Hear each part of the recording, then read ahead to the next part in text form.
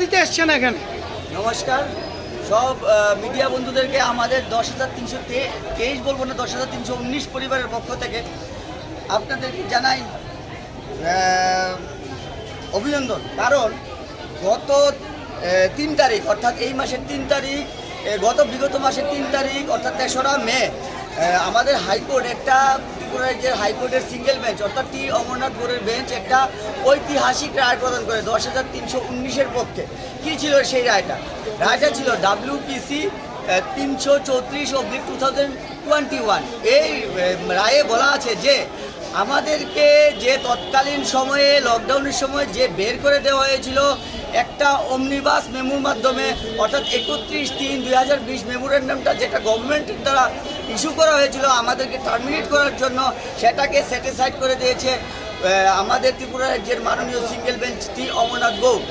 এজন্য এই মেমোটাকে স্যাটিসফাইড করেছে এবং 2017 সালে যে বিগত বাম আমলে যে শিক্ষা দপ্তরের আপনারা সবার নামে এনএক্সারে ঢুকিয়ে আমাদেরকে টার্মিনেট করেছিল সেই অর্ডারটাকেও ইলিগাল বলেছে। সুতরাং we are in the service, so we are gathering here to approach our superior authority, or that means our honorable director madam, to restore our previous job as per the recent high court verdict of Tripura.